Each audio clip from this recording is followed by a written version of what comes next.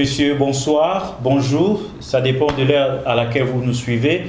Ici, nous sommes à Cisco Pro HD. C'est une émission qui n'a pas encore de nom parce qu'on vient à peine de commencer. Ça, c'est le deuxième numéro. Alors, moi, je m'appelle Cisco Pro HD, qui veut dire Cisco Pro HD for High Definition. Nous faisons un peu de tout, mais pour le moment, nous sommes ici à cette émission que nous avons créée pour tout le monde de passer.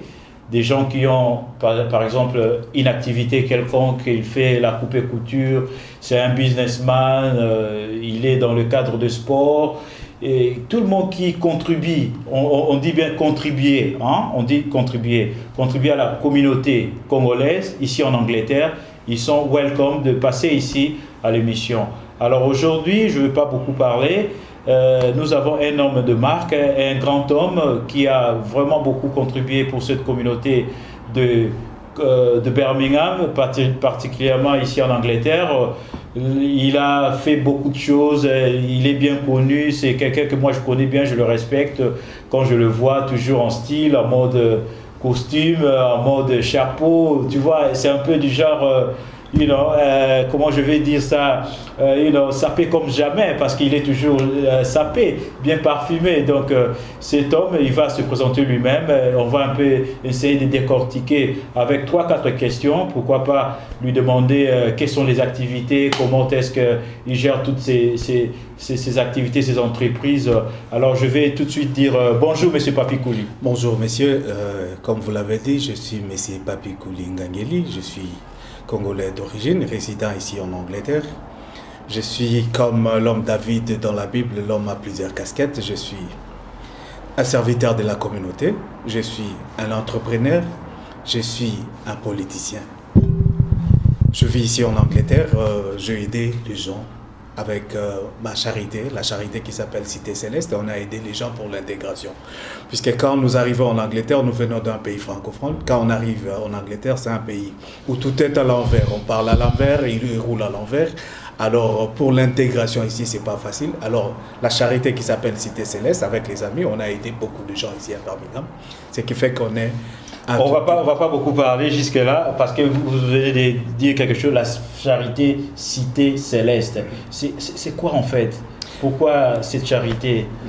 C'est comme je disais, là, nous venons d'un pays francophone. Alors, quand on arrive en Angleterre, tout est à refaire. Alors, ce qu'il faut faire pour s'intégrer ici, c'est pas facile. Alors, nous avons pensé avec les amis que je salue, Fabien, François et les autres. Nous avons créé une charité des francophones. Non pas seulement pour les Congolais, mais pour les francophones en général, pour aider les francophones à s'intégrer ici en Angleterre. Si vous avez vu notre leaflet de la charité, c'est les symboles de papillon. Papillon veut dire que c'est une provenance de la chenille qui évolue jusqu'à devenir papillon. Ouais. À l'époque, on avait des sérieux problèmes avec nos compatriotes qui ne parlaient pas anglais, alors il fallait les aider. Et c'est dit que nous vivons en Angleterre. Voilà. C'est tout à fait évident. Hein? Nous étions obligés de les tenir par la main et évoluer avec eux jusqu'à ce qu'ils s'envolent. Alors comment vous faites? Parce que dans ce pays, on doit apprendre la langue, il y a des centres de formation, il y a aussi des collèges. Bon, actuellement, il faut le dire, c'est un peu difficile pour apprendre l'anglais gratuitement. Et où est-ce que vous trouvez tous ces moyens de former ou bien tous ces francophones? Dans le temps, avec le gouvernement de l'EBA, c'était très bien. On avait un centre gratuitement où on avait notre bureau et il y avait des services qu'on pourvoyait aux candidats gratuitement. Par exemple, vous venez, on vous ramène au home office, on vous trouve un avocat, on vous trouve un interprète, on vous trouve un collège, on vous trouve du boulot. Donc, c'était un peu de tout là pour chercher, aider les gens à évoluer jusqu'à prendre les ailes et voler de leur... Et vous êtes toujours vous suivez toujours l'évolution? Pour le moment, ça continue un tout petit peu, mais on a un peu cessé puisque actuellement, on ne demande plus l'asile en Angleterre. Et puis, notre mission, c'est vraiment très difficile. Hein? Notre mission, c'était accompagner les gens. Nous avons accompagné cette grande communauté de Birmingham. Et chacun maintenant se retrouve dans un collège, a un boulot et les gens ont évolué. C'est comme ça qu'on a un peu relâché. Êtes-vous satisfait de ce... La mission, si on peut dire, la mission était accomplie. Puisque quand nous étions arrivés ici à Birmingham, il y avait des gens qui ne parlaient aucun mot d'anglais. Donc, il fallait commencer à déposer cette personne au home office pour demander l'asile, trouver un avocat, trouver un collège et faire un effort à ce que les Congolais puissent parler ne fût-ce qu'un mot d'anglais. Puisque quand on a commencé dans notre bureau, les gens venaient juste pour demander, pour faire un appel. On devait passer par nous pour appeler. Alors maintenant, on sent que les gens sont établis et ils sont bien installés. C'est vraiment une fierté pour nous. La Charité Cité Céleste a fait un grand boulot, un grand travail ici au sein des West Midlands. Vraiment un grand boulot, un bon travail ici au West Midlands. Et aujourd'hui, la Charité est toujours fonctionnelle. La Charité, elle est toujours opérationnelle puisque jusqu'à présent, nous faisons tout ce que nous faisions avant, mais maintenant c'est un peu sporadique puisqu'on ne demande plus l'asile ici. Oui, c'est ça, et les gens évoluent. Parce que c'est difficile de demander l'asile actuellement en Angleterre et la Charité, elle est là. Quelles sont d'autres activités que vous faites? Comme j'avais dit, je suis un homme à plusieurs casquettes. À part être serviteur de la communauté, je suis un entrepreneur, un homme d'affaires. Okay. J'ai plusieurs entreprises. Une entreprise qui s'appelle Business Connection and Partnership. Dans cette umbrella-là, il y a plusieurs entreprises. Il y a comme les KWB, Coolie World Business, qui fait l'importation et l'exportation. On a fait des véhicules, des habits et tout. Et à part ça, dans l'umbrella toujours de KWB, nous avons les KD, Coolie Design. Ça, c'est pour la vente des costumes et tout, comme vous l'avez dit. C'est comme vous l'avez dit au départ. Les gens me voient toujours tiré à 4. C'est puisque je suis propriétaire d'une marque. Où est-ce que vous avez trouvé ce goût-là des couleurs? Vous avez toujours un sens de matching of colors. Your colors bright, but you know how to, quand vous avez, excusez-moi parce que nous sommes en Angleterre, des fois l'anglais, mais quand vous avez des couleurs vives comme ça en été, c'est pas facile de essayer un peu de mettre ensemble les couleurs. Comment vous faites ça? Vous avez une famille ou bien vous êtes un couturier? Moi, je pense que d'où vient ces goûts-là? Ça doit être un héritage de mon père. Il est mort, malheureusement. Mon papa aimait vraiment s'habiller. Je crois que j'ai copié mon père sans le savoir. Il aimait s'habiller, il aimait de belles voitures. Et inconsciemment, je me retrouve que non, j'aime bien m'habiller. Vraiment. Et j'aime bien de belles voitures. Vous avez bien hérité, hein? C'est inconsciemment. Donc, bon côté, c'est comme ça que je lançais au départ. J'avais des petits magasins par-ci par-là pour vendre des habits. Et j'ai créé une marque qui s'appelle KD, Coolie Design. Qui vend des costumes, des chemises, des chaussures et tout. C'est combien de temps déjà? Ça fait combien de temps ça? Ça fait longtemps, je crois, depuis 2006. Ça, c'est l'entreprise KWB, Coolie World Business. Et dans KWB, il y a le KD, qui est le Coolie Design. Coolie Design, oui. Pour les habits, si vous avez besoin d'une fête de mariage, si vous voulez être présentable. Alors, on va garder ça pour une prochaine émission. Voilà. Aujourd'hui, nous voulons savoir en général sur M. Coolie, qui est un entrepreneur, qui est aussi la personne qui aide la communauté ici. Il travaille dur, jour et nuit. Alors, quand vous avez dit la charité, ça fait combien de temps ça existe déjà? La charité, c'est depuis 2002. On a commencé la charité ici, Cité Céleste. Les gens qui vivent à Birmingham connaissent. Pour les gens qui ne connaissent pas Cité Céleste, c'est qui sont venus après. Et récemment, là, mais tous celui qui était ici en 2002, ils connaissent Cité Céleste. À part ma casquette de serviteur de la communauté, je suis politicien aussi. Comme vous pouvez le savoir, nous sommes originaires. C'est pas vrai. Vous êtes aussi politicien? Je suis politicien. Vous faites partie de quel parti politique? Et j'aurai l'occasion d'expliquer tout ça. Nous venons d'un pays au centre de l'Afrique qui s'appelle la République démocratique du Congo. La République démocratique du Congo, c'est un mini paradis.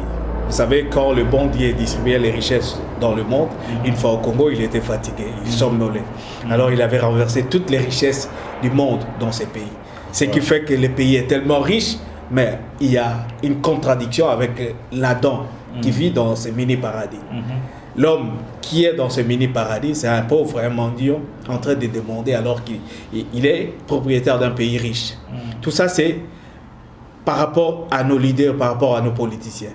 Alors, pour que l'homme, l'Adam qui vit, le Congolais, qui est propriétaire du Congo, puisse comprendre réellement la valeur de son pays, il faut qu'on enseigne les citoyens congolais l'engagement pour la citoyenneté.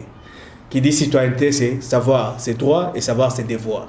Alors, quand le Congolais saura porter son vrai costume de peuple patron de ce pays, il va diriger ces pays et contrôler, mettre qui y veut au pouvoir. Mais maintenant, c'est le monde à l'envers. Quelqu'un qui vient au pouvoir comme président de la République avec un mandat, à la fin de son mandat, qui ne veut pas partir, il prend toute la population en otage. Et il commence à corrompre le peuple patron. C'est comme ça que ces peuples-là, ignorants, nous avons le devoir de lui transmettre un engagement pour la citoyenneté. Ça veut dire connaître ses droits, connaître ses devoirs, enfin pour développer le pays. C'est comme ça que je fais partie d'un parti politique qui s'appelle SID, Engagement pour la citoyenneté et le développement, avec le président Martin Fayulu. Mais là, je ne parle pas en tant que membre de l'ECD. Peut-être prochainement, on aura le temps. Prochainement, on va organiser une émission spéciale. Ce pays-là, le Congo, c'est un mini-paradis. Il faut que là-dedans, qui est là, les citoyens congolais portent son costume de peuple patron. Mais vous savez, pour l'interruption, il y a des Congolais qui sont civilisés, mais dans le domaine politique, c'est complexe. S'il faut sensibiliser ou bien s'il faut éduquer les gens sur la citoyenneté, pensez-vous que les Congolais d'aujourd'hui peuvent aussi surmonter ces épreuves-là quand vous disiez vous avez un pouvoir, le mandat est fini, vous restez, le peuple continue à souffrir. Est-ce que vous pensez, parce qu'on a commencé ces discours, et ça fait vraiment longtemps, mais les Congolais n'ont pas toujours eu de conscience. Qu'est-ce que vous pouvez apporter à ces Congolais d'aujourd'hui qui assoiffés du pouvoir? C'est ça en principe le rôle des partis politiques. Les partis politiques ont pour rôle d'éduquer la population. Actuellement, pour faire la politique, c'est quand on porte sa cravate, on vient insulter les gens, c'est ça la politique. Ça, c'est pas la politique. La politique, il faut avoir un plan d'action. Qu'est-ce qu'il faut faire pour les citoyens? Nous avons la grande chance, une bonne chance d'être propriétaire d'un pays mini-paradis. Vous ne pouvez pas imaginer tout ce qui existe comme richesse au monde. Il y en a au Congo, le coltan, l'or, les diamants, les capitales humains. Vous ne pouvez pas imaginer que dans le monde entier, tout ce qu'il y a comme diplôme dans le monde entier, il y a un Congolais qui a ces diplômes-là. Nous avons tout. Mais qu'est-ce qui nous manque? C'est le leadership. Quand le leadership est faible, le pays est faible. C'est comme ça que nous voulons cette fois-ci qu'il y ait une alternance au pouvoir, les gens qui réfléchissent pour évoluer, développer ces pays. Mais par contre, vous avez des gens, des politiciens qui s'occupent de leur famille, de leur ventre, ils s'en foutent de la population, du peuple patron. Ils commencent à minimiser, corrompre le peuple patron avec son propre argent. La politique au Congo, on a besoin des gens, la modernisation. C'est plus le matériel, mais pas les hommes. Les hommes sont toujours appauvris. C'est ridicule. C'est ridicule. Dans les pensées d'avoir plus. C'est ridicule. Au lieu de faire avancer le pays. Vous habitez ici en Angleterre, vous avez fait l'université ici. Oui, bien sûr. Quand vous parlez de capitaux dans toute entreprise, le facteur le plus important actuellement, c'est le capital humain. C'est-à-dire qu'il faut développer l'homme. L'homme va développer son environnement. Mais par contre, comment développer son intelligence et enfin donner ce qu'il a. On dit toujours que knowledge is power. Il faut donner à l'homme la connaissance et l'homme va transformer son environnement. Mais ce qui se passe au Congo, c'est le contraire. On parle de la révolution de la modernité. Posez la question aux gens qui prétendaient faire la publicité de la révolution de la modernité aujourd'hui, ils ne vous diront rien. Les routes qu'ils ont construites, ça n'existait pas. Et c'est triste, vous allez voir qu'ils dépensent plus pour autre chose, pour impressionner, pour faire un projet Trump. Hey, j'étais dernièrement à une chaîne de télévision au Congo. Cette journaliste voulait m'impressionner. Vous habitez en Europe, vous êtes à Kinshasa, vous avez vu, on a construit des routes et tout. Mais quand on n'est jamais sorti du Congo, ça sort de l'ordinaire. Mais quand on vit à l'extérieur, aujourd'hui, pour quitter Londres pour venir à Birmingham, nous prenons une grande route avec 3 bandes qui s'appelle autoroute. Mais quand vous entrez à Birmingham, on vous dit end of motorway. C'est-à-dire que vous roulez comme un fou là-bas. Ici, vous êtes dans la ville, il faut rouler normalement. Mais par contre, à Kin, on a construit ça en plein cité. Et ils n'ont pas pensé aux passants, aux piétons. Et quelqu'un qui n'est jamais sorti du Congo, il trouvait que ça c'est un projet extraordinaire. Et tout ça, il faut quelqu'un qui a une vision, qui va lead les choses. Alors, nous chutons à la fin de notre mission, avant que M. Papi Kouli Ngangeli fasse son mot de conclusion, pour ainsi un peu de résumé, donner un message, si pas saluer les gens, pendant qu'il est en train de c'est un peu de prendre le repos. Alors, nous sommes là, nous sommes une émission vraiment pour tout le monde. Bon, comme on dit toujours, l'excellence, c'est notre fondation, c'est notre beginning. Excellence is the foundation of our business. Nous sommes là, nous couvrons aussi des événements, pourquoi pas les fêtes d'occasion comme mariage, birthday, et nous sommes là pour aussi donner des conseils aux gens. Si tu as besoin de un business pareil, tu peux aussi venir auprès de nous. Nous allons essayer un peu de vous donner des informations plus amples détails, là où il faut aller pour avoir des services. Alors, nous sommes là pour la communauté congolaise, ici en Angleterre, précisément à Birmingham. Des gens comme des sportifs, des gens comme des pasteurs, vous pouvez passer, des gens comme... je sais pas moi, vous avez un business, venez, l'émission est là. D'ici là, nous allons commencer à faire un Facebook Live. On aura à passer comme ça live, vous téléphonez, on répond des questions sur le plateau, donc ça serait vraiment live. Alors, soyez toujours connectés sur Cisco Pro HD. Nous avons notre Facebook, nous avons notre YouTube, nous avons notre Instagram. N'hésitez pas aussi de consulter notre page sur Twitter, comme on dit en anglais. Nous sommes là et s'il y a des éléments à publier, nous allons à publier. Alors vraiment, merci encore. Nous allons repasser la parole à Papi pour faire un petit mot de conclusion. C'est à moi de vous remercier pour cette opportunité. Je vous en prie. Je souhaite plein de bonnes choses à notre nouvelle entreprise. Moi, je suis là pour encourager les gens qui se développent. C'est comme ça qu'on va construire le pays. Et je vais lancer un appel à tous mes amis de la diaspora. Nous devons savoir tous que nous avons un grand rôle à jouer pour ces pays-là. Nous avons sillonné le monde. Nous avons vu ce qui se passe dans le monde entier. C'est à nous de ramener et la mentalité et les côtés positifs que nous avons vus ici dans le monde entier, dans notre pays. Et si nous ne le faisons pas, ce pays-là est voué à l'échec. Et c'est triste. Qu'est-ce que nous allons léguer à nos enfants? Nous devons tous, comme un seul homme, nous lever et prendre un plus bel élan, comme on le chante à notre hymne national, et pour léguer un pays prospère à nos enfants. Merci beaucoup, monsieur. Je vous en prie, merci d'avoir passé sur notre émission. C'était un honneur pour nous de vous recevoir, monsieur Papi Kouli.